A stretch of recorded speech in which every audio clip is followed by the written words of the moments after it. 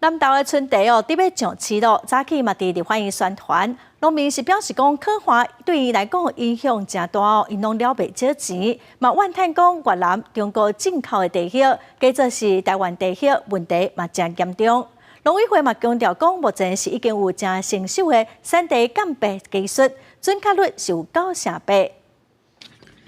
严重欠水造成南投未少地树打死，农民就算有更较好栽培技术嘛，面对着了大钱。而德山种地的新农种特主罗正斌表示，虽然本来有备用的水源，但这个欠水严重到连溪仔内底拢无水，所以高海拔800公尺以上的地园，地树受损害2-3成，比海拔更较惨，全部死去，损失超过150万。在这一次的时间点，刚好是我们低海拔在收成，所以在它生长过程里面没有水哈，然后没有水到什么阶段，到连溪里面都没有水，想要抽水都没有了。就我自己而言，就有3甲地都没有收成。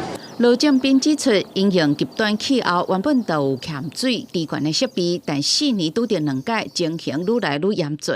你会当拍拼个真正低悬的技术，除了天气歹暗算，袂少介绍嘅越南或者是中国地进口，南接离介绍较悬的本土地内底，嘛造成地农损失。为此，农委会地叶改良场研发出产地鉴别技术。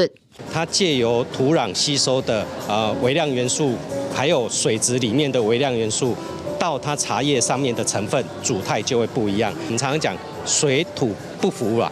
地改场指出，中国或者是越南地叶正侪是使用台湾品种，栽培做地技术甲台湾一模一样，无都用传统 DNA 鉴定方式来分别。这个技术目前对乌龙茶球形的茶米鉴别正确率达到98%。目前鉴定文山包种茶技术是要送予为福部来审核。